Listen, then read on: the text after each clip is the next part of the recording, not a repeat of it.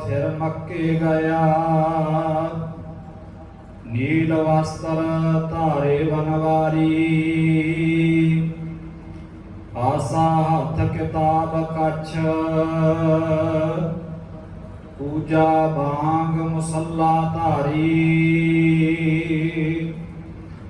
बैठा जाए मसीत विच। जिथे हाजी हाजर गुजारी, जां बाबा सुता रात नूं। बल महराबे पाए पसारी, जीवन मारी लत दी। केड़ा सुता कुफर कुफारी, लत्तां वल खुदाए क्यों। कर पाया होए वजगारी, टंगों पकड़ घसीटिया। फिरया मक्का कला दिखारी, होए हैरान करे न जोहारी। टंगों पकड़ घसीटिया, फिरया मक्का कला दिखारी। होए हैरान करे न जोहारी। वाहिगुरु जी का खालसा, वाहिगुरु जी की फतेह। परम सत्कारयोग हजूर पातशाह धन धन सतगुरु श्री गुरु ग्रंथ साहिब महाराज जी की मुकद्दस हजूरी के अंदर रोजाना की तरह संध्या वेले के दीवाना की हाजरी भर रहे भागा वाले सत्संगी जनों, गुरु बख्शिश का सदका पावन गोद के अंदर जुड़ करके साहिबां दी अमृतमयी बाणी के रसमय कीर्तन के नाल गुरु प्यार वालियां पासों संग बना रहे सां। उपरंत भाई साहब भाई गुरदास जी दियां वारां दी चल रही लड़ीवार विचार दे नाल जुड़न दा सुभाग समा प्राप्त होया है। इस लड़ी के तहत पिछलेरे दीवाना के अंदर पहली वार की 33 नंबर पौड़ी का जो पाठ अते विचार आप संगतां दे नाल साझा कीता सी। 32 नंबर पौड़ी की विचार लड़ी के अनुसार गल होनी चाहिए सी, पर जरूरी यह है कि जिस गल की विचार करनी है वो जदों तक गुरबाणी की कसवटी के उत्ते परख ना ली जाए जां उहदी विचार सही दे नाल समझ ना आवे, उन्ना चिर तक उहदी विचार करनी वाजिब नहीं है। साडी कमजोरी ये है, कई बार सानू गल नहीं समझ आउंदी, पर फिर भी असीं उहनूं बयान करन दा यतन करते हैं। जदों इन्ना यतन करते हैं ना समझ आउण तो बावजूद भी जदों असीं यतन करते हैं, फिर उत्थे सानू वो गैप भरना पैंदा है। ते गैप भरन वास्ते फिर असीं अपनी मत वरतदे हैं, ते जदों असीं अपनी मत वरतदे हैं उदों गलत हो जाता है। कि जदों असीं अपनी मत वरतांगे जां सुनी सुनाई गल नूं सुना देवांगे, उदों वो सारा सिस्टम जिहड़ा है विगड़ता है। इसे करके बहुत बार इदां होया, जिवें एक गल अक्सर प्रचारी जाती है कि धन गुरु तेग बहादुर साहब महाराज सच्चे पातशाह बड़ा लंबेरा समा भोरे के अंदर बैठे रहे। उसका कारण ये सी प्रचार कि उस वक्फे दे विच की है वो ना पता लगा, ते उत्थे एक कहानी जोड़ दी गई। जदों सानू असल सच नहीं पता होगा, जे असीं उहनूं भोगदे नहीं, उहनूं विचारते नहीं, ਤੇ ਉਹ ਵਿਗੜ ਜਾਂਦਾ ਹੈ। ਅਸੀਂ ਸੁਣਿਆ ਸੁਣਾਇਆ ਕਈ ਵਾਰ ਮੰਨਦੇ ਹਾਂ ਤੇ ਉਹੀ ਸੁਣਾਈ ਜਾਂਦੇ। ਜਿਵੇਂ ਮੈਂ ਅਕਸਰ ਇੱਕ ਹੋਰ ਸ਼ਬਦ ਦੀ ਉਦਾਹਰਨ ਦਿੰਦਾ ਭਗਤ ਧੰਨਾ ਜੀ ਦੇ। ਉਹ ਅਜੇ ਤੱਕ ਅਸੀਂ ਸੁਣਿਆ ਤੇ ਇਹੀ ਆ ਨਾ, ਭਗਤ ਧੰਨਾ ਜੀ ਸੰਸਾਰ ਦੀਆਂ ਮੰਗਾਂ ਮੰਗਦੇ ਪਏ ਨੇ ਤੇ ਉਹ ਮੰਗਦੇ ਨੇ ਵੀ ਦਾਲ ਸੀਧਾ ਮੰਗੋ ਘਿਓ ਹਮਰਾ ਖੁਸ਼ੀ ਕਰੈ ਨਿਤ ਜੀਓ ਪਨੀਆਂ ਸਾਧਨ ਨੀਕਾ ਅਨਾਜ ਮੰਗੋ ਸਤ ਸੀਕਾ ਗਊ ਭੈਸ ਮੰਗੋ ਲਾਵੇਰੀ ਇੱਕ ਤਾਜਨ ਤੁਰੀ ਚਕੇਰੀ ਕਰ ਕੀ ਗੀਹਨ ਚੱਗੀ ਜਨ ਧੰਨਾ ਲੇਵੈ ਮੰਗੀ। ਹੁਣ ਲੱਗਦਾ ਕੀ ਹੈ ਸਾਨੂੰ ਵੀ ਭਗਤ ਧੰਨਾ ਜੀ ਦਾਲ ਮੰਗਦੇ ਨੇ, ਭਗਤ ਧੰਨਾ ਜੀ ਆਟਾ ਮੰਗਦੇ ਨੇ, ਘੋੜੀ ਮੰਗਦੇ ਨੇ, ਲੱਗਦਾ ਤੇ ਇਦਾਂ ਹੀ ਆ ਨਾ। ਪਰ ਜਦੋਂ ਉਹਦੀ ਵਿਆਖਿਆ ਧੰਨ ਗੁਰੂ ਨਾਨਕ ਸਾਹਿਬ ਮਹਾਰਾਜ ਸੱਚੇ ਪਾਤਸ਼ਾਹ ਦੇ ਕੋਲੋਂ ਪੁੱਛਾਂਗੇ ਫਿਰ ਉਹਦੇ ਅਰਥ ਬਦਲ ਜਾਣਗੇ। ਪ੍ਰਭਾਤੀ ਰਾਗ ਦੇ ਅੰਦਰ ਸ਼ਬਦ ਹੈ, ਜਦੋਂ ਉਸ ਸ਼ਬਦ ਨੂੰ ਪੜਾਂਗੇ ਇਹਦੇ ਨਾਲ ਰਲਾ ਕੇ ਫਿਰ ਅਸਲ ਸਮਝ ਆਏਗਾ ਵੀ ਇਹਦੀ ਵਿਆਖਿਆ ਇਹ ਨਹੀਂ ਹੈ ਜੋ ਅਸੀਂ ਅੱਜ ਤੱਕ ਸੁਣਦੇ ਆਉਂਦੇ ਆ। ਜ਼ਰੂਰੀ ਨਹੀਂ ਹੈ ਜੋ ਅੱਜ ਤੱਕ ਸੁਣਿਆ ਉਹ ਠੀਕ ਹੋਵੇਗਾ, ਜ਼ਰੂਰੀ ਨਹੀਂ ਹੁੰਦਾ। ਸਾਡੇ ਕੋਲ ਇੱਕੋ ਹੀ ਇੱਕ ਚੀਜ਼ ਹੈ ਜਿਹੜੀ ਆਥੈਂਟਿਕ ਹੈ, ਜਿਹੜੀ ਕਸਵੱਟੀ ਹੈ ਸਾਡੀ, ਜਿਹਦੇ ਉੱਤੇ ਪਰਖ ਕੇ ਅਸੀਂ ਗੱਲ ਕਰਨੀ ਹੈ, ਉਹ ਹੈ ਧੰਨ ਗੁਰੂ ਗ੍ਰੰਥ ਸਾਹਿਬ ਮਹਾਰਾਜ ਦੀ ਪਾਵਨ ਬਾਣੀ। ਉਸ ਤੋਂ ਇਲਾਵਾ ਕੋਈ ਹੋਰ ਚੀਜ਼ ਨਹੀਂ ਹੈ, ਕੋਈ ਹੋਰ ਤਰੀਕਾ ਨਹੀਂ ਹੈ ਜਿਹੜੀ ਸਾਨੂੰ ਇਹ ਦੱਸ ਸਕੇ ਕਿ ਆਹ ਜਿਹੜੀ ਗੱਲ ਹੈ ਠੀਕ ਹੈ ਜਾਂ ਗਲਤ ਹੈ। ਕਿਉਂਕਿ ਕਈ ਵਾਰ ਅਸੀਂ ਹਵਾਲਾ ਦਿੰਦੇ ਆ, ਕਿਸੇ ਨੇ ਇਦਾਂ ਬੋਲਿਆ, ਕਿਸੇ ਨੇ ਇਦਾਂ ਬੋਲਿਆ। ਜ਼ਰੂਰੀ ਨਹੀਂ ਹੈ ਜੋ ਕਿਸੇ ਨੇ ਬੋਲਿਆ ਉਹ ਠੀਕ ਹੋਵੇ, ਜ਼ਰੂਰੀ ਨਹੀਂ ਹੈ ਕਿ ਜੋ ਮੈਂ ਬੋਲ ਰਿਹਾ ਉਹ ਠੀਕ ਹੋਵਾਂ। ਜ਼ਰੂਰੀ ਇਹ ਹੈ ਕਿ ਜੋ ਗੁਰੂ ਗ੍ਰੰਥ ਸਾਹਿਬ ਮਹਾਰਾਜ ਦੀ ਪਾਵਨ ਬਾਣੀ ਕਹਿੰਦੀ ਉਹ ਠੀਕ ਹੈ। ਆਓ ਜਿਸ ਪਾਵਨ ਪੌੜੀ ਦੇ ਪਾਠ ਦੇ ਨਾਲ ਭਾਈ ਸਾਹਿਬ ਹੁਣਾਂ ਨੇ ਸੰਨ ਪਾਈ ਹੈ ਉਹਦੀ ਵਿਚਾਰ ਆਰੰਭ ਕਰੀਏ। ਵਿਚਾਰਾਂ ਦੀ ਆਰੰਭਤਾ ਤੋਂ ਪਹਿਲਾਂ ਗੁਰੂ ਚਰਨਾਂ ਦੇ ਅੰਦਰ ਹਾਜ਼ਰੀ ਲਵਾਈਏ। ਬੜੇ ਪਿਆਰ ਅਤੇ ਅਦਬ ਸਹਿਤ ਆਖੋ ਜੀ ਸਤਨਾਮ ਸ੍ਰੀ ਵਾਹਿਗੁਰੂ ਸਾਹਿਬ ਜੀ। ਵਾਹਿਗੁਰੂ ਜੀ। ਬਾਬਾ ਫਿਰ ਮੱਕੇ ਗਿਆ, ਨੀਲ ਵਸਤਰ ਧਾਰੇ ਵਨਵਾਰੀ। ਸਤਿਗੁਰੂ ਨੇ ਜਦੋਂ ਹਿੰਦੂ ਤੀਰਥਾਂ ਦਾ ਭ੍ਰਮਣ ਕੀਤਾ, ਹਿੰਦੂ ਤੀਰਥਾਂ ਦੇ ਉੱਤੇ ਜਾਣ ਤੋਂ ਬਾਅਦ ਬਾਬਾ ਫਿਰ ਮੱਕੇ ਗਿਆ। ਮੱਕੇ ਸ਼ਹਿਰ ਦੇ ਵਿੱਚ ਗਏ ਸਤਿਗੁਰੂ ਅਰਬ ਦੇਸ਼ਾਂ ਦੇ ਵਿੱਚ ਵਿਚਾਰ ਕਰਦਿਆਂ ਹੋਇਆਂ, ਉਹ ਸੱਚ ਦੀ ਗੱਲ ਕਰਦਿਆਂ ਹੋਇਆਂ ਫਿਰ ਸਤਿਗੁਰੂ ਉੱਤੇ ਪਹੁੰਚੇ ਨੇ। ਕਾਰਨ ਕੀ ਆ?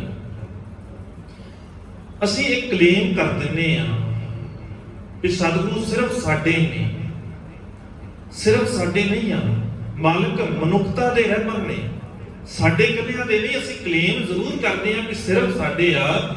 ਜੇ ਸਿਰਫ ਸਾਡੇ ਹੁੰਦੇ ਨਾ ਤੇ ਭਾਈ ਗੁਰਦਾਸ ਜੀ ਨੇ ਇਹ ਗੱਲ ਨਹੀਂ ਸੀ ਕਹਿਣੀ ਜਿਹੜੇ ਉਹਨਾਂ ਨੇ ਸ਼ਬਦ ਵਰਤੇ ਨੇ ਵੀ ਬਾਬਾ ਦੇਖਾ ਧਿਆਨ ਧਰ ਜਲਤੀ ਸਭ ਪ੍ਰਿਥਵੀ ਦਿਸਿਆਈ। ਫਿਰ ਉਹ ਸਾਰੀ ਪ੍ਰਿਥਵੀ ਨੂੰ ਦੇਖਿਆ ਸਤਿਗੁਰੂ ਨੇ, ਕਿਸੇ ਇੱਕ ਖਿੱਤੇ ਨੂੰ, ਇੱਕ ਜਗ੍ਹਾ ਨੂੰ, ਇੱਕ ਧਰਮ ਨੂੰ ਨਹੀਂ ਟਾਰਗੇਟ ਕੀਤਾ। ਸਤਿਗੁਰੂ ਨੇ ਹਰ ਥਾਂ ਜਾ ਕੇ ਗੱਲ ਕੀਤੀ ਜਿੱਥੇ ਸੱਚ ਦੀ ਗੱਲ ਕਰਨ ਦੀ ਲੋੜ ਸੀ। ਸਾਰਿਆਂ ਦਾ ਇਹ ਬਾਬਾ ਸਾਂਝਾ, ਕਿਸੇ ਇੱਕ ਦਾ ਨਹੀਂ ਹੈ। ਤਾਂ ਹੀ ਮਾਲਕ ਫਿਰ ਉੱਥੇ ਗਏ। ਬਾਬਾ ਫਿਰ ਮੱਕੇ ਗਿਆ, ਨੀਲ ਵਸਤਰ ਧਾਰੇ ਬਣਵਾਏ, ਨੀਲੇ ਵਸਤਰ ਪਾਏ ਹੋਏ ਨੇ ਕਿਉਂਕਿ ਜਦੋਂ ਹੱਜ ਤੇ ਜਾਣਾ ਹੋਵੇ ਫਿਰ ਉਹ ਖਾਸ ਪਹਿਰਾਵਾ ਹੈ, ਖਾਸ ਢੰਗ ਹੈ ਉੱਥੇ ਜਾਣ ਦਾ। ਉਸ ਕੱਪੜੇ ਤੋਂ ਪਾਏ ਬਿਨਾ, ਉਹ ਉਹਨਾਂ ਦਾ ਭੇਸ ਬਣਾਏ ਤੋਂ ਬਿਨਾ ਸਤਿਗੁਰੂ ਜਾ ਨਹੀਂ ਸਕਦੇ। ਜਦੋਂ ਸਤਿਗੁਰੂ ਹਿੰਦੂ ਤੀਰਥਾਂ ਤੇ ਜਾਂਦੇ ਨੇ ਫਿਰ ਉੱਥੇ ਭਾਈ ਗੁਰਦਾਸ ਜੀ ਇਹ ਗਵਾਹੀ ਭਰਦੇ ਨੇ ਕਿ ਮਾਲਕ ਉੱਥੇ ਜਾਣ ਲੱਗਿਆ ਕਿੱਦਾਂ ਦੇ ਕੱਪੜੇ ਪਾਏ, ਉਦਾਸੀ ਕੱਪੜੇ ਪਾਏ, ਉਦਾਸੀ ਭੇਖ ਬਣਾਇਆ। ਫਿਰ ਸਤਿਗੁਰੂ ਉਦਾਸੀ ਭੇਖ ਬਣਾ ਕੇ ਉੱਥੇ ਜਾਂਦੇ ਨੇ ਤਾਂ ਕਿ ਉਹ ਗੱਲ ਸੁਣਨ ਵਾਸਤੇ ਤਿਆਰ ਹੋ ਜਾਣ, ਕਿਉਂਕਿ ਤਿਆਰੀ ਵੀ ਜ਼ਰੂਰੀ ਹੈ ਨਾ।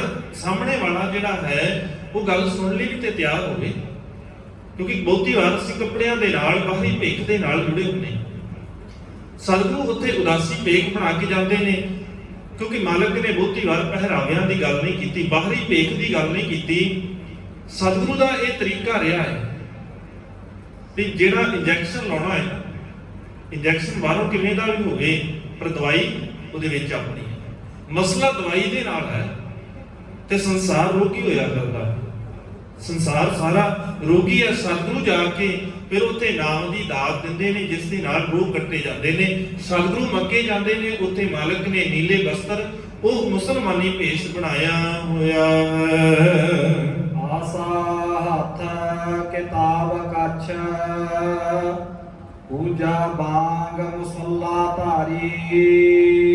ਸਤਿਗੁਰੂ ਦੇ ਕੋਲ ਉਸ ਵਕਤ ਆਸਾ ਹੈ। ਆਸਾ ਦਾ ਭਾਵ ਡਾਂਗ, ਉਹੀ ਡਾਂਗ ਜਿਹੜੀ ਬਾਅਦ ਵਿੱਚ ਕਿਰਪਾਨ ਦਾ ਰੂਪ ਧਾਰਨ ਕਰਦੀ ਹੈ। ਸਤਿਗੁਰੂ ਨੇ ਇਸ ਕਰਕੇ ਡਾਂਗ ਨਹੀਂ ਬੜੀ ਵਿਸਹਾਰਾ ਚਾਹੀਦਾ ਹੈ ਤੁਰਨ ਵਾਸਤੇ, ਉਹ ਇਸੇ ਕਰਕੇ ਹੈ। ਇਦਾਂ ਸਮਝੀਏ, ਅਸੀਂ ਅਕਸਰ ਇਤਿਹਾਸ ਦੇ ਅੰਦਰ ਇਸ ਗੱਲ ਨੂੰ ਪੜ੍ਹਦੇ ਹਾਂ ਕਿ ਛੇਵੇਂ ਪਾਤਸ਼ਾਹ ਧੰਨ ਗੁਰੂ ਹਰਗੋਬਿੰਦ ਸਾਹਿਬ ਮਹਾਰਾਜ ਸੱਚੇ ਪਾਤਸ਼ਾਹ ਨੂੰ ਜਿਹੜੀ ਸ਼ਸਤਰ ਵਿਦਿਆ ਦਿੱਤੀ ਹੈ ਜਾਂ 62 ਪ੍ਰਕਾਰ ਦੀ ਜਿਹੜੀ ਵਿਦਿਆ ਹੈ ਉਹ ਕਿਹਨੇ ਦਿੱਤੀ ਹੈ? ਬਾਬਾ ਬੁੱਢਾ ਜੀ ਨੇ। ਹੁਣ ਬਾਬਾ ਬੁੱਢਾ ਜੀ ਤੇ 13 ਕੁ ਸਾਲ ਦੀ ਉਮਰ ਹੈ ਸਾਰੀ, ਜਦੋਂ ਗੁਰੂ ਨਾਨਕ ਸਾਹਿਬ ਮਹਾਰਾਜ ਦੇ ਕੋਲ ਆ ਜਾਂਦੇ ਤੇ ਉਹ ਕਿੱਥੋਂ ਸਿੱਖਦੇ? ਉਹਨਾਂ ਨੇ ਕਿੱਥੋਂ ਸਿੱਖਿਆ? ਇਹ ਉਸੇ ਘਰ ਤੋਂ ਸਿੱਖਿਆ ਹੋਇਆ ਹੈ। ਤਾਂ ਬਾਬਾ ਬੁੱਢਾ ਜੀ ਅੱਗੇ ਜਾ ਕੇ ਸਤਿਗੁਰੂ ਨੂੰ ਸਿਖਾ ਰਹੇ ਨੇ। ਗੁਰੂ ਨਾਨਕ ਸਾਹਿਬ ਮਹਾਰਾਜ ਨੇ ਜਿਹੜੀ ਡਾਂਗ ਫੜੀ ਹੈ ਨਾ, ਕੱਲੀ ਉਹ ਸਹਾਰੇ ਵਾਸਤੇ ਨਹੀਂ ਹੈ, ਵਰਤਣ ਵਾਸਤੇ ਹੈ। ਆਸਾ ਹੱਥ ਜਿਹੜੀ ਬਦਲਦਿਆਂ ਹੋਇਆ ਰੂਪ ਬਦਲਿਆ, ਇਹ ਉਸੇ ਨੂੰ ਦੇਖ ਕਰਕੇ ਧੰਨ ਗੁਰੂ ਅੰਗਦ ਸਾਹਿਬ ਮਹਾਰਾਜ ਨੇ ਮੱਲ ਅਖਾੜੇ ਸ਼ੁਰੂ ਕੀਤੇ। ਮੱਲ ਅਖਾੜਿਆਂ ਦੇ ਵਿੱਚ ਘੋਲ ਕਰਵਾਏ ਜਾਂਦੇ, ਸਰੀਰਕ ਤੰਦਰੁਸਤੀ ਵੀ ਜ਼ਰੂਰੀ ਹੈ। ਔਰ ਉਸੇ ਦਾ ਹੀ ਬਦਲਦਾ ਹੋਇਆ ਰੂਪ ਜਦੋਂ ਧੰਨ ਗੁਰੂ ਅਰਜਨ ਸਾਹਿਬ ਮਹਾਰਾਜ ਦੇ ਵਿਆਹ ਦੀ ਗੱਲ ਹੁੰਦੀ ਹੈ, ਉੱਥੇ ਵੀ ਇਸ ਗੱਲ ਦਾ ਜ਼ਿਕਰ ਮਿਲਦਾ ਹੈ ਕਿ ਸਤਿਗੁਰੂ ਨੂੰ ਜੜ ਪੁੱਟਣ ਵਾਸਤੇ ਕਿਹਾ ਹੁੰਦਾ ਤੇ ਅਸਲ 'ਚ ਕਿੱਲਾ ਹੈ, ਪਰ ਉਹਨਾਂ ਨੇ ਕੀ ਕੀਤਾ? ਪੇੜ ਵੱਢ ਕੇ ਉਤੋਂ ਤੇ ਉਹਨੂੰ ਕਿਲੇ ਦਾ ਰੂਪ ਦੇ ਦਿੱਤਾ। ਦੇਖਣ ਨੂੰ ਇਦਾਂ ਲੱਗਦਾ ਹੈ ਕਿ ਸਿਰਫ ਕਿਲਾ ਹੈ, ਪਰ ਮਾਲਕ ਨੂੰ ਉਹ ਚਲਾਕੀ ਦੇ ਨਾਲ, ਕਿਉਂਕਿ ਪਤਾ ਸੀ ਨਾ ਉੱਥੇ ਵੀ ਉਦਾਂ ਦੇ ਹੀ ਨੇ। ਅਜੇ ਸਾਰੇ ਧੰਨ ਗੁਰੂ ਅਰਜਨ ਸਾਹਿਬ ਮਹਾਰਾਜ ਦੇ ਗੁਰੂ ਨਾਨਕ ਦੇ ਘਰ ਦੇ ਸਿੱਖ ਨਹੀਂ, ਅਜੇ ਬੜੇ ਇਦਾਂ ਦੇ ਨੇ ਜਿਹੜੀ ਈਰਖਾ ਕਰਦੇ ਨੇ। ਉਹ ਚਾਹੁੰਦੇ ਸੀ ਬਦਨਾਮੀ ਕਰੀਏ ਇਹਨਾਂ ਦੀ, ਇਹ ਗੁਰੂ ਕਹਾਉਂਦੇ ਨੇ, ਇਹਨਾਂ ਦੀ ਬਦਨਾਮੀ ਕਰੀਏ। ਇਹ ਆਪਣੇ ਆਪ ਨੂੰ ਬੜੇ ਸਿਆਣੇ ਅਖਵਾਉਂਦੇ ਨੇ, ਇਹਨਾਂ ਦੀ ਬਦਨਾਮੀ ਕਰਨਾ। ਸਤਿਗੁਰੂ ਇੰਨੇ ਕੁ ਵਧੀਆ ਨਿਜ਼ਾਬਾਜ਼ ਨੇ, ਘੋੜੇ ਦੇ ਉੱਤੇ ਬੈਠ ਕਰਕੇ ਉਸ ਕਿਲੇ ਨੂੰ ਜੜ ਸਮੇਤ ਪੁੱਟਦੇ ਨੇ। ਕਿੱਥੋਂ ਸਿੱਖਿਆ ਸੀ? ਇਹ ਉਹ ਆਸਾ ਹੀ ਹੈ, ਉਹ ਵੀ ਡਾਂਗ ਹੈ ਜਿਹਨੇ ਰੂਪ ਬਦਲਿਆ। ਆਸਾ ਹੱਥ ਕਿਤਾਬ ਕੱਛ, ਜਿਹੜੀ ਪੋਥੀ ਸਾਹਿਬ ਹੈ ਉਹ ਸਤਿਗੁਰੂ ਕੋਲ ਰੱਖਦੇ ਨੇ। ਪੂਜਾ ਬਾਗ ਮੁਸੱਲਾ ਧਾਰੀ, ਮੁਸੱਲਾ ਵੀ ਹੈ, ਬਾਗ ਵੀ ਸਿੱਖੀ ਹੋਈ ਹੈ। ਜਿਹੜੀ ਅਜ਼ਾਨ ਪੜ੍ਹਦੇ ਨੇ ਸਤਿਗੁਰੂ ਉਹ ਵੀ ਸਿੱਖੇ ਹੋਏ ਨੇ। ਦੂਜਿਆਂ ਦੇ ਧਾਰਮਿਕ ਗ੍ਰੰਥ ਪੜ੍ਹਨੇ ਸ਼ੁਰੂ ਤੋਂ ਹੀ ਸਾਨੂੰ ਇਹ ਸਤਿਗੁਰੂ ਨੇ ਫਿਲਾਸਫੀ ਦਿੱਤੀ ਹੈ ਵੀ ਦੂਜਿਆਂ ਨੂੰ ਪੜ੍ਹ, ਦੂਜਿਆਂ ਨੂੰ ਪੜ੍ਹੇਗਾ ਫੇਰ ਹੀ ਤੈਨੂੰ ਸਮਝ ਆਏਗੀ ਵੀ ਉਹ ਕੀ ਕਹਿੰਦੇ ਨੇ, ਫੇਰ ਹੀ ਵਿਚਾਰ ਕਰ ਸਕਦੇ ਹਾਂ। ਮੁਸੱਲਾ ਕਈ ਵਾਰ ਅਸੀਂ ਪੜ੍ਹਦੇ ਹੋਏ ਆ, ਬਾਬਾ ਫਰੀਦ ਜੀ ਦਾ ਵੀ ਜਦੋਂ ਸ਼ਲੋਕ ਪੜ੍ਹਦੇ ਆ ਨਾ, ਕੰਨ ਮੁਸੱਲਾ, ਉੱਥੇ ਕਈ ਵਾਰ ਪੜ੍ਹਦੇ ਆ ਅਣਗਹਿਲੀ ਦੇ ਵਿੱਚ ਬਿਨਾਂ ਅਦਕ ਤੋਂ ਮੁਸੱਲਾ ਪੜ੍ਹ ਜਾਂਦੇ, ਉਹਦਾ ਅਰਥ ਬਦਲਦਾ ਹੈ। ਮੁਸੱਲਾ ਹੁੰਦਾ ਹੈ ਇੱਕ ਚਟਾਈ ਜਿਹਦੇ ਉੱਤੇ ਬੈਠ ਕੇ ਉਹ ਨਮਾਜ਼ ਪੜ੍ਹਦੇ ਨੇ। ਹਰੇਕ ਦੀ ਆਪਣੀ ਵੱਖਰੀ ਵੱਖਰੀ ਹੈ, ਉਹ ਆਪਣੀ ਵੱਖਰੀ ਵੱਖਰੀ ਰੱਖਦੇ ਆ। ਕੰਨ ਮੁਸੱਲਾ, ਸੂਫ ਗਲ ਤੇ ਕੱਪੜੇ ਜਿਹੜੇ ਨੇ ਉਹ ਸੂਫੀਆਂ ਵਾਲੇ ਪਾਏ ਨੇ। ਮੋਢੇ ਦੇ ਉੱਤੇ ਮੁਸੱਲਾ ਹੈ, ਉਹ ਭੇਖ ਹੈ, ਪਹਿਰਾਵਾ ਹੈ। ਸਤਿਗੁਰੂ ਨੇ ਉਹ ਪਹਿਰਾਵਾ ਹਰੇਕ ਚੀਜ਼ ਨੂੰ ਨਾਲ ਰੱਖਿਆ ਤਾਂ ਕਿ ਉਹਨਾਂ ਨੂੰ ਸ਼ੱਕ ਨਾ ਪੈ ਜਾਵੇ, ਕਿਉਂਕਿ ਉੱਥੇ ਜਾ ਨਹੀਂ ਸਕਦੇ। ਉਦੋਂ ਹੱਜ ਕਰਨ ਨੂੰ ਵੀ ਜਾ ਸਕਦਾ ਹੈ। ਮੱਕੇ ਦੇ ਅੰਦਰ ਜਿੱਥੇ ਕਾਬਾ ਹੈ, ਕਾਬੇ ਦੇ ਵਿੱਚ ਸਿਰਫ ਤੇ ਸਿਰਫ ਇਸਲਾਮ ਧਰਮ ਨੂੰ ਮੰਨਣ ਵਾਲਾ ਜਾ ਸਕਦਾ ਹੈ, ਦੂਜਾ ਉੱਥੇ ਜਾ ਨਹੀਂ ਸਕਦਾ। ਪਰ ਸਤਿਗੁਰੂ ਉੱਥੇ ਗੱਲ ਕਰਨਾ ਚਾਹੁੰਦੇ ਨੇ, ਅਸਲ ਰਸਤਾ ਦਿਖਾਉਣਾ ਚਾਹੁੰਦੇ ਨੇ। ਇਸ ਕਰਕੇ ਮਾਲਕ ਨੇ ਬਾਹਰੀ ਭੇਖ ਦੀ ਗੱਲ ਨੂੰ ਛੱਡ ਕਰਕੇ, ਬਾਹਰੀ ਭੇਖ ਦਾ ਮਸਲਾ ਛੱਡ ਕਰਕੇ, ਬਾਹਰੀ ਭੇਖ ਉਹਨਾਂ ਵਾਲਾ ਬਣਾ ਕੇ ਸਤਿਗੁਰੂ ਉੱਥੇ ਪਹੁੰਚੇ ਹਨ। ਬੈਠਾ ਜਾਏ ਮਸੀਤ ਵਿੱਚ ਜਿੱਥੇ ਹਾਜੀ ਹੱਜ ਗੁਜ਼ਾਰੀ। ਜਿੱਥੇ ਹਾਜੀ ਹੱਜ ਕਰਦੇ ਨੇ, ਜਿੱਥੇ ਉਹ ਨਮਾਜ਼ ਪੜ੍ਹਦੇ ਨੇ, ਉੱਥੇ ਜਾ ਕੇ ਮਸਜਿਦ ਦੇ ਅੰਦਰ ਸਤਿਗੁਰੂ ਬੈਠੇ ਨੇ। ਬੈਠਣ ਦਾ ਮਤਲਬ ਇਹ ਨਹੀਂ ਸੀ ਕਿ ਉਦਾਂ ਬੈਠੇ ਨੇ। ਬੈਠਣ ਦਾ ਮਤਲਬ ਸਤਿਗੁਰੂ ਉੱਥੇ ਦੇਖਦੇ ਸੀ, ਐਨਾਲਾਈਜ਼ ਕਰਦੇ ਸੀ ਕਿ ਇਹ ਕਰਦੇ ਕੀ ਆ। ਤੇ ਦੇਖਿਆ ਤੇ ਜਾਵੇ ਇਹ ਕਰਦੇ ਕੀ, ਕਿਉਂਕਿ ਗੱਲ ਕਰਨੀ ਹੈ ਪਹਿਲਾਂ ਜਾਣਨਾ ਤੇ ਪਏਗਾ ਨਾ ਵੀ ਇਹਨਾਂ ਨੂੰ ਕਹਿਣਾ ਕੀ ਆ, ਕਮੀਆਂ ਕਿੱਥੇ ਨੇ। ਸਤਿਗੁਰੂ ਪਹਿਲਾਂ ਜਾ ਕੇ ਦੇਖਦੇ ਨੇ। ਉੱਥੇ ਜਾ ਕੇ ਸਤਿਗੁਰੂ ਨੇ ਹਰੇਕ ਚੀਜ਼ ਨੂੰ ਪਰਖਿਆ ਵੀ ਇਹ ਜਿਹੜੀ ਗੱਲ ਕਰਦੇ ਨੇ ਜਾਂ ਜਿਹੜਾ ਕੰਮ ਕਰ ਰਹੇ ਨੇ ਅਸਲ 'ਚ ਹੈ ਕੀ। ਠੀਕ ਹੈ, ਕਿੰਨਾ ਠੀਕ ਹੈ, ਕੀ ਗਲਤ ਹੈ, ਤੇ ਇਹਨਾਂ ਨੂੰ ਕਿਹੜੀ ਗੱਲ ਦੀ ਸਿੱਖਿਆ ਦੇਣ ਦੀ ਲੋੜ ਹੈ, ਕਿਹੜੇ ਗੱਲ ਤੋਂ ਇਹ ਭਟਕੇ ਹੋਏ ਨੇ, ਕਿਹੜਾ ਰਸਤਾ ਜਿਹੜਾ ਹੈ ਇਹਨਾਂ ਦਾ ਗਲਤ ਹੈ।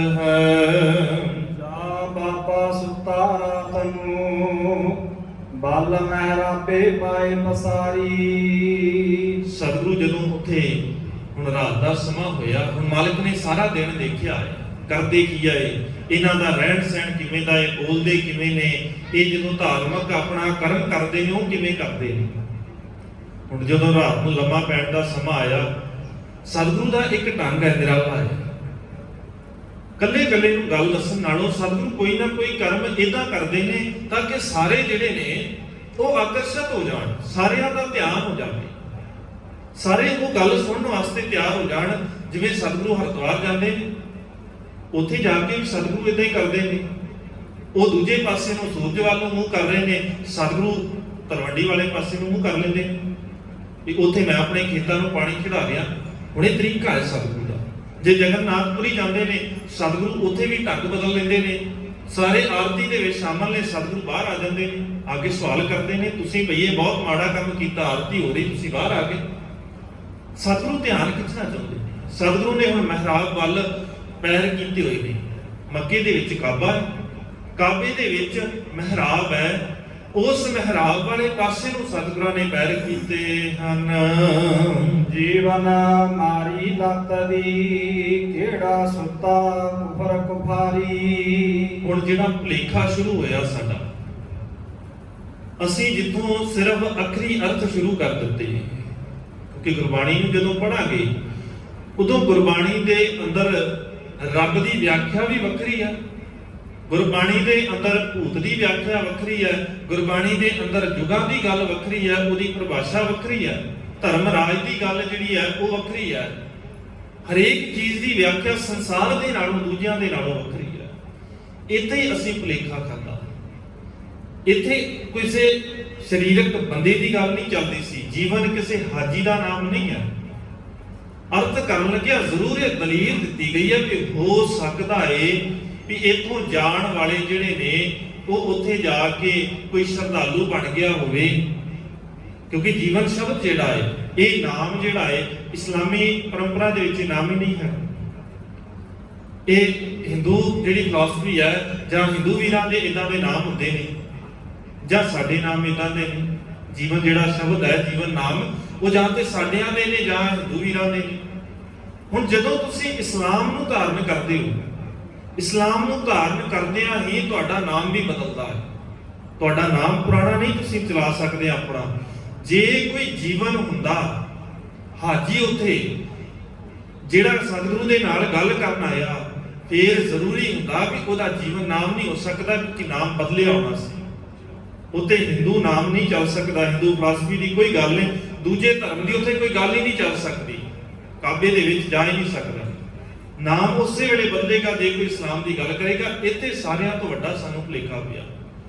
ਇੱਥੇ ਸਤਿਗੁਰੂ ਦੇ ਨਾਲ ਗੱਲ ਕਰਦੇ ਨੇ ਜਿਵੇਂ ਆਮ ਅਸੀਂ ਕਹਿ ਦਈਏ, ਜੇ ਸੌਖੇ ਜਿਹੇ ਸ਼ਬਦਾਂ ਦੇ ਵਿੱਚ ਗੱਲ ਕਰੀਏ ਤੇ ਮੰਦੇ ਸ਼ਬਦ ਵਰਤੇ ਨੇ, ਮਾੜਾ ਕਹਿੰਦੇ ਨੇ ਸਤਿਗੁਰੂ।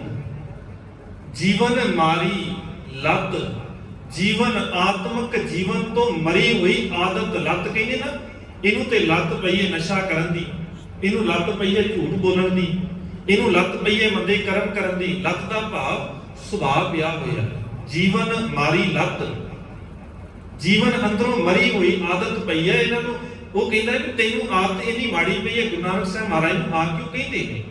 ਜਿਹੜੇ ਉੱਥੇ ਦੇ ਲੋਕ ਨੇ, ਜਦੋਂ ਉਹਨਾਂ ਨੇ ਵੇਖਿਆ ਵੀ ਮਹਿਰਾਬੇ ਵੱਲ ਪੈਰ ਪਾਏ ਹੋਏ ਨੇ, ਕਿਉਂਕਿ ਉਹ ਮੰਨਦੇ ਨੇ ਵੀ ਰੱਬ ਇੱਥੇ ਰਹਿੰਦਾ, ਕਹਿੰਦੇ ਤੂੰ ਸਾਡੇ ਰੱਬ ਵਾਲੇ ਪਾਸੇ ਪੈਰ ਕੀਤੇ ਹੋਏ ਨੇ, ਤੂੰ ਸਾਡੇ ਰੱਬ ਨੂੰ ਮਾੜਾ ਕਹਿ ਰਿਹਾ, ਇਹ ਤੂੰ ਬੇਅਦਬੀ ਕਰ ਰਿਹਾ ਸਾਡੇ ਰੱਬ ਦੀ, ਤੂੰ ਪੈਰ ਕਰਕੇ ਪਿਆ ਇੱਧਰ।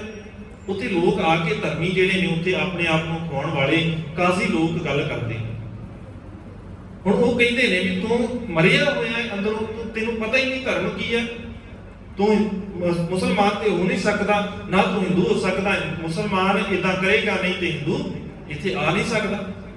ਤੂੰ ਕੌਣ ਹੈ? ਤੂੰ ਕਿਹੜਾ ਇਦਾਂ ਦਾ ਹੈ ਮਾੜਾ ਜਿਹਨੇ ਰੱਬ ਵਾਲੇ ਪਾਸੇ ਨੂੰ ਪੈਰ ਕੀਤੇ ਹੋਏ ਨੇ? ਜੀਵਨ ਮਾਰੀ ਲੱਤ, ਅੰਦਰੋਂ ਜੀਵਨ ਕਰਕੇ ਮਰਿਆ ਹੋਇਆ ਕਿਹੜਾ ਹੈ ਤੂੰ ਜਿਹੜਾ ਇੱਥੇ ਆ ਕੇ ਪਿਆ ਹੋਇਆ? ਕਿਹੜਾ ਸੁੱਤਾ ਕੁਫਰ ਕੁਫਾਰੀ ਕਿਹੜਾ ਏ? ਜਿਹੜਾ ਕੁਫਰ ਕਰਨ ਵਾਲਾ, ਜਿਹੜਾ ਪਾਪ ਕਰਨ ਵਾਲਾ ਇੱਥੇ ਸੁੱਤਾ ਹੋਇਆ ਹੈ, ਜਿਹਨੇ ਪੈਰ ਇਧਰ ਨੂੰ ਮਿਹਰਾਬ ਵਾਲੇ ਪਾਸੇ ਨੂੰ ਕੀਤੇ ਹੋਏ ਨੇ। ਇਹ ਜੀਵਨ ਮਾਰੀ ਲੱਤ ਦਾ ਭਾਵ ਅੰਦਰੋਂ ਜਿਹੜਾ ਉਹ ਲੱਤ ਨਹੀਂ ਕਿ ਸਰੀਰਕ ਤੌਰ ਤੇ ਆ ਕੇ ਲੱਤ ਮਾਰੀ। ਇਹ ਸਤਿਗੁਰੂ ਨੂੰ ਮਾੜਾ ਕਹਿ ਰਹੇ ਨੇ, ਮੰਦੇ ਬੋਲ ਬੋਲਦੇ ਪਏ ਨੇ ਵੀ ਅੰਦਰੋਂ ਮਰਿਆ ਹੋਇਆ ਹੈ। ਤੂੰ ਕਹਿੰਦੇ ਆ ਨਾ ਕਈ ਵਾਰ ਬੇਅਦਬੀ ਕਰ ਰਿਹਾ ਸਾਡੇ ਧਰਮ ਦੀ, ਤੂੰ ਨੀਵਾਂ ਦਿਖਾਉਣਾ ਚਾਹ ਰਿਹਾ, ਤੂੰ ਪੈਰ ਕਰਕੇ ਮਿਹਰਾਬੇ ਵੱਲ ਨੂੰ ਸੁੱਤਾ ਹੈ। ਲੱਤਾਂ ਵੱਲ ਖੁਦਾਏ ਕਿਉਂ ਕਰ ਪਿਆ ਹੋਏ ਵਜਗਾਰੀ। ਤੂੰ ਖੁਦਾ ਵੱਲ ਲੱਤਾਂ ਕਰਕੇ ਪਿਆ ਹੋਇਆ ਹੈ। ਤੂੰ ਏਦਾਂ ਕਿਦਾਂ ਕਰ ਸਕਦਾ ਹੈ? ਕਿਉਂਕਿ ਰੱਬ ਦੇ ਘਰ ਵਾਲੇ ਪਾਸੇ ਨੂੰ, ਤੂੰ ਰੱਬ ਵਾਲੇ ਪਾਸੇ ਨੂੰ ਕਿ ਮੰਨ ਕੇ ਬੈਠੇ ਹੋ ਨਾ। ਦੱਖਣ ਦੇਸ਼ ਹਰੀਕਾ ਬਾਸਾ, ਪੱਛਮ ਅੱਲਾਹ ਮੁਕਾਮਾ, ਮੰਨ ਕੇ ਬੈਠੇ ਨੇ ਹੋ ਕਿ ਦੱਖਣ ਦੇ ਵਿੱਚ ਹਰੀ ਰਹਿੰਦਾ ਹੈ, ਪੱਛਮ ਦੇ ਵਿੱਚ ਅੱਲਾਹ ਰਹਿੰਦਾ ਹੈ, ਖੁਦਾ ਰਹਿੰਦਾ ਹੈ। ਹੁਣ ਸਤਿਗੁਰੂ ਇਹੀ ਕੁਝ ਤੇ ਕਹਿਣਾ ਚਾਹੁੰਦੇ ਸਨ। ਮਾਲਕ ਨੇ ਦੇਖਿਆ ਹੋਇਆ ਸੀ, ਸਤਿਗੁਰੂ ਉੱਥੇ ਇਸੇ ਕਰਕੇ ਗਏ ਸਨ। ਸਤਿਗੁਰੂ ਨੇ ਜਿਹੜੀ ਗੱਲ ਕੀਤੀ, ਕਾਜ਼ੀ ਹੋਏ ਰਿਸ਼ਵਤੀ ਵੱਡੀ ਲੈ ਕੇ ਹੱਕ ਗਵਾਏ। ਸਤਿਗੁਰੂ ਉਹੀ ਤੇ ਜਾ ਕੇ ਸਮਝਾਉਣਾ ਚਾਹੁੰਦੇ ਸੀ ਕਿ ਦੇਖ ਭਾਈ, ਤੁਸੀਂ ਆਹ ਮੰਦੇ ਕਰਮ ਕਰਦੇ ਹੋ।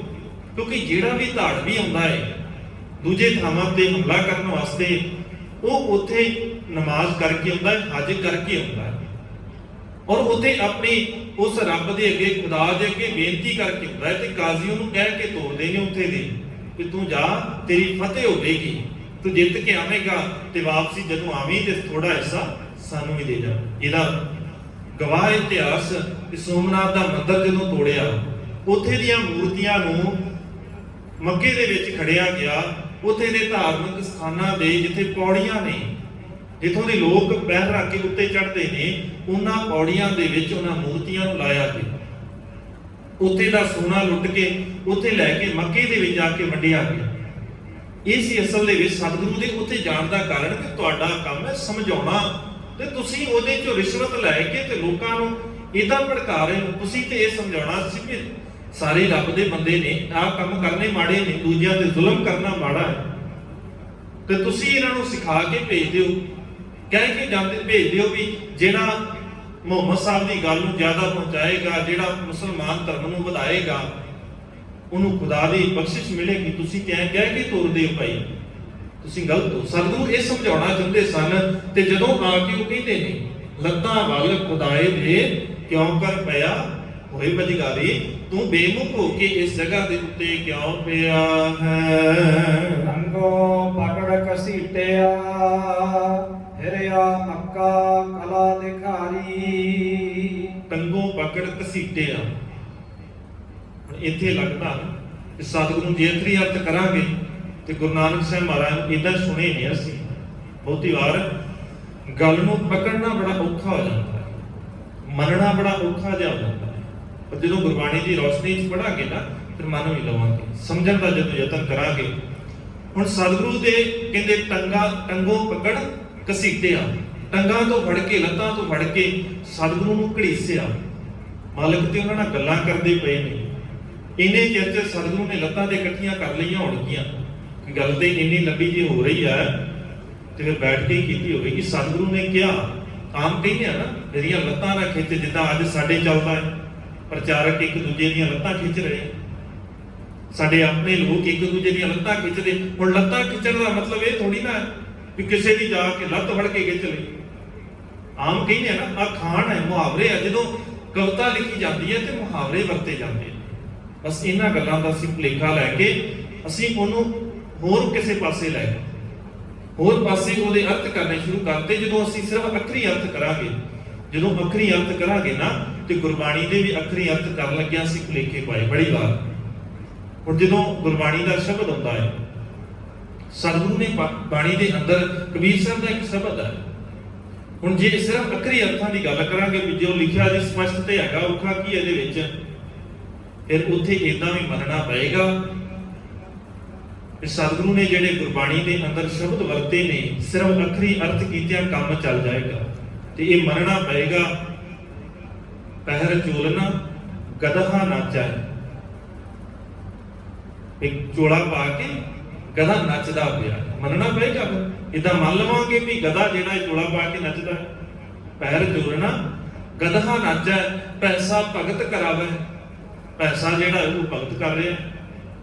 ਇਸੇ ਸ਼ਬਦ ਦੇ ਵਿੱਚ ਆਉਂਦਾ ਹੈ ਕਊਆ ਤਾਲ ਵਜਾਵੇ, ਕਾਂ ਜਿਹੜਾ ਤਾਲ ਵਜਾ ਰਿਹਾ। ਹੁਣ ਇਦਾਂ ਥੋੜੀ ਨਾ ਹੋਵੇਗਾ। ਅਸਲ ਦੇ ਵਿੱਚ ਉਹ ਸੰਕੇਤਕ ਸ਼ਬਦ ਨੇ ਜਿਨ੍ਹਾਂ ਨੂੰ ਅਸੀਂ ਸਮਝਣਾ ਹੁੰਦਾ ਹੈ, ਔਰ ਸਮਝਣ ਦਾ ਤਰੀਕਾ ਕੀ ਹੈ ਉਹ ਗੁਰਬਾਣੀ ਦੇ ਵਿੱਚ। ਸਾਡੇ ਕੋਲ ਹੋਰ ਤੇ ਕੋਈ ਆਸਰਾ ਹੀ ਨਹੀਂ ਹੈਗਾ ਜਿਹਨੂੰ ਅਸੀਂ ਜਿਹਦੇ ਨਾਲ ਸਮਝਿਆ ਜਾ ਸਕੇ। ਇੱਥੇ ਵੀ ਉਹੀ ਗੱਲ ਹੈ। ਉਹਨਾਂ ਨੇ ਪੁੱਛਿਆ ਵੀ ਤੂੰ ਲੱਤਾਂ ਕਿਹੜਾ ਜਿਹੜਾ ਕਰਕੇ ਸੁੱਤਾ ਹੈ, ਤੇ ਲੱਤਾਂ ਖਿੱਚਣਾ ਸ਼ੁਰੂ ਕੀਤਾ, ਭਾਵ ਆ ਕੇ ਰੌਲਾ ਪਾਉਣ ਲੱਗ ਗਈ। ਵਿਚਾਰਾਂ ਕਰਨ ਦੀ ਥਾਂ ਦੇ ਉੱਤੇ ਉਹ ਨੀਵਾਂ ਦਿਖਾਉਣ ਦਾ ਯਤਨ ਕਰਦੇ ਵੀ ਤੂੰ ਗਲਤ ਹੈ, ਗਲਤ ਸਿੱਧ ਕਰਨਾ ਚਾਹੁੰਦੇ ਆ। ਟੰਗੋਂ ਪਕੜ ਘਸੀਟਿਆ, ਟੰਗੋਂ ਫੜ ਕੇ ਲੱਤੋਂ ਫੜ ਕੇ ਘੜੀਸਦੇ ਪਏ ਨੇ। ਤੇ ਸਤਿਗੁਰੂ ਕਹਿੰਦੇ ਘੜੀਸੋ ਨਾ, ਵੀ ਲੱਤਾਂ ਨਾ ਖਿੱਚੋ, ਬਹਿ ਜਾਓ ਗੱਲ ਕਰਦੇ ਆ। ਜਦੋਂ ਗੱਲ ਕੀਤੀ ਫਿਰ ਕੀ ਹੋਇਆ? ਮੱਕਾ ਘੁੰਮ ਗਿਆ, ਸਾਰੇ ਹੈਰਾਨ ਰਹਿ ਗਏ। ਨਹੀਂ ਆ ਅਰਥ ਦੇ ਇਦਾਂ ਹੀ ਆ ਨਾ, ਮੱਕਾ ਘੁੰਮ ਗਿਆ। ਹੁਣ ਸਤਿਗੁਰੂ ਦੇ ਕੋਲੋਂ ਪਹਿਲਾਂ ਪੁੱਛੀਏ ਵੀ ਮੱਕਾ ਕਿਹੜਾ ਹੈ, ਮੱਕਾ ਕੀ ਆ, ਜਾਂ ਇਦਾਂ ਸਮਝ ਲਈਏ ਪਹਿਲਾਂ ਮੱਕਾ ਸ਼ਹਿਰ ਹੈ ਅਰਬ ਦੇ ਵਿੱਚ। ਸ਼ਹਿਰ ਦੇ ਵਿੱਚ ਕਾਬਾ ਹੈ, ਕਾਬੇ ਦੇ ਵਿੱਚ ਮਿਹਰਾਬ ਹੈ। ਸਤਿਗੁਰੂ ਨੇ ਪੈਰ ਕਿੱਥੇ ਕੀਤੇ ਨੇ? ਮੱਕੇ ਵੱਲ। ਨਾ ਸਤਿਗੁਰੂ ਨੇ ਪੈਰ ਮੱਕੇ ਵੱਲ ਕੀਤੇ ਨੇ ਤੇ ਨਾ ਕਾਬੇ ਵੱਲ ਕੀਤੇ ਨੇ। ਪੈਰ ਕਿੱਥੇ ਕੀਤੇ ਨੇ? ਮਿਹਰਾਬ ਵੱਲ ਨੂੰ। ਜੇ ਪੈਰਾਂ ਤੋਂ ਫੜ ਕੇ ਘੁਮਾਇਆ ਹੁੰਦਾ ਤੇ ਘੁਮਾਉਣ ਦੇ ਨਾਲ ਘੁੰਮਣਾ ਕੀ ਸੀ? ਮਿਹਰਾਬ ਘੁੰਮਦੀ, ਕਿਉਂਕਿ ਪੈਰ ਮਿਹਰਾਬ ਵਾਲੇ ਪਾਸੇ ਸਨ, ਜਾਂ ਕਾਬਾ ਘੁੰਮਦਾ। ਮੱਕਾ ਤੇ ਸ਼ਹਿਰ ਹੈ। ਹੁਣ ਸਤਿਗੁਰੂ ਦੇ ਕੋਲੋਂ ਪੁੱਛੀਏ ਵੀ ਸਤਿਗੁਰੂ ਫਿਰ ਜੇ ਭਾਈ ਗੁਰਦਾਸ ਜੀ ਨੇ ਗੱਲ ਕੀਤੀ ਹੈ ਤੇ ਕਿਉਂ ਕੀਤੀ ਹੈ, ਕੀ ਘੁਮਾਇਆ ਫਿਰ? ਮਾਲਕ ਨੇ ਬਾਣੀ ਦੇ ਅੰਦਰ ਬੜੇ ਸੌਖੇ ਜਿਹੇ ਤਰੀਕੇ ਨਾਲ ਦੱਸਿਆ ਸੀ। ਉਹ ਸਾਡੀ ਘਾਟ ਹੈ ਵੀ ਅਸੀਂ ਹਮੇਸ਼ਾ ਕੀ ਕੀਤਾ ਹੈ, ਜਿਹੜੇ ਸ਼ਬਦ ਦੇ ਅਰਥ ਕਰਨੇ ਆ ਨਾ, ਸਿਰਫ ਉਸੇ ਹੀ ਸ਼ਬਦ ਨੂੰ ਆਧਾਰ ਬਣਾ ਕੇ ਅਰਥ ਕੀਤੇ। ਅਸੀਂ ਯਤਨ ਨਹੀਂ ਕੀਤਾ ਵੀ ਦੂਜਾ ਵੀ ਦੇਖੀਏ ਗੁਰਬਾਣੀ ਦੀ ਅਸਲ ਦੀ ਫਿਲਾਸਫੀ ਕੀ ਹੈ। ਉਹ ਸ਼ਬਦ ਦੇ ਅਰਥ ਕਰਨ ਲੱਗਿਆ ਦੂਜੇ ਸ਼ਬਦ ਦੇ ਨਾਲ ਜੋੜਨਾ ਬੜਾ ਜ਼ਰੂਰੀ ਹੈ। ਜਦੋਂ ਭਾਈ ਗੁਰਦਾਸ ਜੀ ਦੀਆਂ ਵਾਰਾਂ ਦੀ ਵਿਆਖਿਆ ਕੀਤੀ, ਕਵਿਤਾ ਦੀ ਵਿਆਖਿਆ ਕੀਤੀ, ਉਦੋਂ ਵੀ ਇਹ ਹੋਇਆ। ਅਸੀਂ ਕਦੇ ਵੀ ਯਤਨ ਨਹੀਂ ਕੀਤਾ ਵੀ ਗੁਰਬਾਣੀ ਦੇ ਨਾਲ ਜੋੜ ਕੇ ਇਹਨਾਂ ਚੀਜ਼ਾਂ ਦੀ ਵਿਆਖਿਆ ਕੀਤੀ ਜਾਵੇ। ਜ਼ਰੂਰੀ ਇਹ ਸੀ ਭਾਈ ਗੁਰਦਾਸ ਜੀ ਦੀਆਂ ਵਾਰਾਂ ਦੀ ਵਿਆਖਿਆ ਕਰ ਰਹੇ ਹਾਂ, ਭਾਈ ਨੰਦ ਲਾਲ ਜੀ ਦੀਆਂ ਵਾਰਾਂ ਦੀ ਵਿਆਖਿਆ, ਉਹਨਾਂ ਦੇ ਲਿਖੀ ਹੋਈਆਂ ਜਿਹੜੀਆਂ ਰਚਨਾਵਾਂ ਨੇ ਉਹਨਾਂ ਦੀ ਗੱਲ ਕਰ ਰਹੇ ਹਾਂ। ਫਿਰ ਜ਼ਰੂਰੀ ਇਹ ਬਣਦਾ ਸੀ ਵੀ ਗੁਰਬਾਣੀ ਨੂੰ ਨਾਲ ਲੈ ਕੇ ਕਰੀਏ, ਗੁਰਬਾਣੀ ਨੂੰ ਆਧਾਰ ਬਣਾ ਕੇ ਗੱਲ ਕਰੀਏ। ਮੈਂ ਗੁਰਬਾਣੀ ਆਧਾਰ ਹੈ, ਗੁਰਬਾਣੀ ਲਾਗ ਰਹਾਉ। ਆਧਾਰ ਤੇ ਗੁਰਬਾਣੀ ਹੈ ਨਾ ਸਾਡਾ, ਹੋਰ ਤੇ ਕੁਝ ਵੀ ਨਹੀਂ ਹੈ। ਹੁਣ ਸਤਿਗੁਰੂ ਦੇ ਕੋਲੋਂ ਪੁੱਛੀਏ ਮਾਲਕ ਜੀ ਕੀ ਕਮਾਇਆ? ਮੱਕਾ ਕੀ ਆ? ਮਨ ਕਰ ਮੱਕਾ ਕਿਬਲਾ ਕਰ ਦੇਹੀ, ਬੋਲਣ ਹਾਰ ਪਰਮ ਗੁਰ ਇਹੀ। ਕਮਾਇਆ ਕਿ ਸਤਿਗੁਰੂ ਨੇ ਵਿਚਾਰ ਦੇ ਨਾਲ ਮਨ ਘੁਮਾ ਦਿੱਤਾ। ਜਿਹੜਾ ਮਨ ਇਹ ਮੰਨ ਕੇ ਬੈਠਾ ਸੀ ਨਾ ਵੀ ਰੱਬ ਇੱਕੋ ਹੀ ਥਾਂ ਆ, ਰੱਬ ਸਿਰਫ ਮਿਹਰਾਬ ਦੇ ਅੰਦਰ ਹੈ। ਸਤਿਗੁਰੂ ਨੇ ਸਿਖਾ ਦਿੱਤਾ ਭਾਈ ਰੱਬ ਇੱਥੇ ਨਹੀਂ ਹੈ। ਸਭੈ ਘਟ ਰਾਮ ਬੋਲੇ, ਰਾਮਾ ਬੋਲੇ ਰਾਮ ਬਿਨਾ ਕੋ ਬੋਲੇ ਰੇ। ਇਹ ਸਮਝਾ ਦਿੱਤਾ। ਉਹ ਮੱਕਾ ਕੱਲਾ ਇਹ ਨਹੀਂ ਸੀ ਕਿ ਸ਼ਹਿਰ ਘੁਮਾ ਦਿੱਤਾ ਕੋਈ, ਆ ਮਨ ਕਰ ਮੱਕਾ, ਮਨ ਰੂਪ ਮੱਕਾ ਘੁਮਾਇਆ ਉੱਥੇ। ਕਿਬਲਾ ਕਰ ਦੇਹੀ, ਆ ਸਰੀਰ ਹੀ ਸਤਿਗੁਰੂ ਕਹਿੰਦੇ ਇਹਨੂੰ ਕਿਬਲਾ ਬਣਾ ਲੈ। ਇਹੀ ਤੇ ਜਗ੍ਹਾ ਹੈ ਜਿੱਥੇ ਰੱਬ ਦੀ ਗੱਲ ਕਰਨੀ ਹੈ। ਅਸੀਂ ਵੀ ਤੇ ਮੰਨਿਆ ਹੋਇਆ ਹੈ ਨਾ, ਸੱਚਖੰਡ ਵਸੈ ਨਿਰੰਕਾਰ। ਅਸੀਂ ਵੀ ਤੇ ਮੰਨਿਆ ਵੀ ਸੱਚਖੰਡ ਕੋਈ ਹੋਰ ਹੈ ਜਿੱਥੇ ਰੱਬ ਰਹਿੰਦਾ ਹੈ। ਅਸੀਂ ਵੀ ਤੇ ਇਦਾਂ ਹੀ ਮੰਨ ਕੇ ਬੈਠੇ ਆ ਨਾ। ਸਤਿਗੁਰੂ ਨੇ ਸਾਡੇ ਵਾਸਤੇ ਨਹੀਂ ਕਿਹਾ ਸਭੈ ਘਟ ਰਾਮ ਬੋਲੇ, ਫਿਰ ਅਸੀਂ ਵੱਖਰਾ ਕਿਵੇਂ ਮੰਨ ਸਕਦੇ ਹਾਂ? ਨਹੀਂ, ਇਹ ਜੱਗ ਸੱਚੇ ਕੀ ਹੈ ਕੋਠੜੀ। ਸਤਿਗੁਰੂ ਨੇ ਇਹ ਜਾ ਕੇ ਸਮਝਾਇਆ ਉਹਨਾਂ ਨੂੰ, ਮੱਕਾ ਫੇਰ ਦਿੱਤਾ, ਉਹਨਾਂ ਦਾ ਮਨ ਬਦਲ ਕੇ ਰੱਖ ਦਿੱਤਾ। ਬੋਲਣ ਹਾਰ ਪਰਮ ਗੁਰ ਇਹੀ। ਸਤਿਗੁਰੂ ਕਹਿੰਦੇ ਇਹ ਮੱਕਾ ਹੈ, ਇਸ ਮੱਕੇ ਨੂੰ ਘੁਮਾ। ਆਪਣੇ ਮਨ ਦੀ ਵਿਚਾਰਧਾਰਾ ਨੂੰ ਸਤਿਗੁਰੂ ਨੇ ਉਹਨਾਂ ਦੀ ਘੁਮਾਇਆ ਹੈ, ਇਸ ਮੱਕੇ ਨੂੰ ਘੁਮਾਇਆ। ਇਹ ਸੀ ਅਸਲ ਦੇ ਵਿੱਚ ਬਦਲਣ ਵਾਲੀ ਚੀਜ਼। ਸਤਿਗੁਰੂ ਨੇ ਹਰਿਦੁਆਰ ਵੀ ਫਿਰ ਘੁਮਾਇਆ ਹੈ ਨਾ, ਉਹਨਾਂ ਦੇ ਵਿਚਾਰ ਨੂੰ ਬਦਲ ਕੇ। ਜਗਨਨਾਥਪੁਰੀ ਵੀ ਘੁਮਾਇਆ, ਉਹਨਾਂ ਦੀ ਵਿਚਾਰ ਨੂੰ ਬਦਲ ਕੇ। ਅਚਲ ਬਟਾਲਾ ਵੀ ਘੁਮਾਇਆ, ਉਹਨਾਂ ਦੀ ਵਿਚਾਰ ਨੂੰ ਬਦਲ ਕੇ। ਸਤਿਗੁਰੂ ਕਰਾਮਾਤਾਂ ਨਹੀਂ ਦਿਖਾਉਂਦੇ, ਜਿਹੜੀ ਬਾਣੀ, ਜਿਹੜਾ ਗੁਰੂ ਆਪ ਕਹਿ ਰਿਹਾ ਹੋਵੇ ਰਿੱਧ ਸਿੱਧ ਅਵਰਾ ਸਾਧ। ਕਰਾਮਾਤਾਂ ਮਾੜੀਆਂ ਨੇ, ਸਤਿਗੁਰੂ ਤੇ ਆਪ ਕਹਿ ਰਹੇ ਨੇ ਕਿ ਬਾਣੀ ਤੋਂ ਬਿਨਾਂ ਹੋਰ ਕੋਈ ਕਰਾਮਾਤ ਹੀ ਨਹੀਂ ਹੈ। ਜੇ ਮੋਜਜ਼ੇ ਹੀ ਕਰਨੇ ਹੁੰਦੇ, ਕਰਾਮਾਤਾਂ ਹੀ ਕਰਨੀਆਂ ਹੁੰਦੀਆਂ, ਤੇ ਸਾਨੂੰ ਸਤਿਗੁਰੂ ਨੇ ਬਾਣੀ ਦੇ ਅੰਦਰ ਕਿਉਂ ਮਨਾ ਕਰਨਾ ਸੀ? ਫਿਰ ਸਮਝਣ ਵਾਲੀ ਗੱਲ ਹੈ, ਧਿਆਨ ਦੇਣ ਵਾਲੀ ਗੱਲ ਹੈ ਨਾ। ਵੀ ਜੇ ਬਾਣੀ ਮਨਾ ਕਰ ਰਹੀ ਹੈ ਵੀ ਭਾਈ ਇਹ ਜਿਹੜੇ ਕਰਮ ਕਾਂਡ ਨੇ ਇਹ ਰਿੱਧੀਆਂ ਸਿੱਧੀਆਂ ਨੇ, ਗਲਤ ਪਾਸੇ ਲੈ ਕੇ ਜਾਣ ਵਾਲੀਆਂ ਨੇ, ਅਸਲ 'ਚ ਸਹੀ ਢੰਗ ਨਹੀਂ ਹੈ। ਫਿਰ ਸਤਿਗੁਰੂ ਕੀ ਆਪ ਕਰਾਮਾਤਾਂ ਦਿਖਾ ਰਹੇ ਨੇ। ਔਰ ਇਹ ਗੱਲ ਹੋਰ ਸਮਝ ਲਈਏ, ਸਤਿਗੁਰੂ ਸਮਰੱਥ ਨੇ, ਕਰਨ ਨੂੰ ਸਾਰਾ ਕੁਝ ਕਰ ਸਕਦੇ, ਇਹਦੇ 'ਚ ਕੋਈ ਦੋਰਾਮਾ ਨਹੀਂ ਹੈ। ਕਿਉਂਕਿ ਗੁਰੂ ਦੇ ਵਿੱਚ ਤੇ ਅਕਾਲ ਪੁਰਖ ਦੇ ਵਿੱਚ ਕੋਈ ਭੇਦ ਨਹੀਂ ਹੈਗਾ।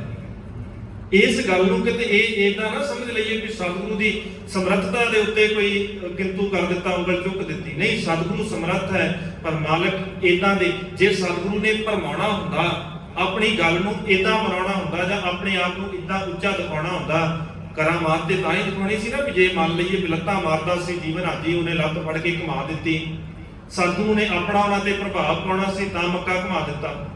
ਜੇ ਪ੍ਰਭਾਵ ਪਾਉਣ ਦੀ ਗੱਲ ਹੁੰਦੀ ਨਾ, ਤੇ ਤਾਂ ਗੁਰੂ ਅਰਜਨ ਸਾਹਿਬ ਮਹਾਰਾਜ ਕੀ ਘੱਟ ਸਮਰੱਥਾ ਰੱਖਦੇ ਨੇ? ਘੱਟ ਸਮਰੱਥਾ ਸਤਿਗੁਰੂ ਦੇ ਅੰਦਰ। ਸਤਿਗੁਰੂ ਵੀ ਤੇ ਦਿਖਾ ਸਕਦੇ ਸੀ ਕਰਾਮਾਤ, ਪ੍ਰਭਾਵ ਦਿਖਾਉਣ ਵਾਸਤੇ। ਇਹੀ ਤੇ ਅਗਲੇ ਚਾਹੁੰਦੇ ਸੀ, ਅਗਲੇ ਵੀ ਤੇ ਇਹੀ ਚਾਹੁੰਦੇ ਸੀ ਨਾ।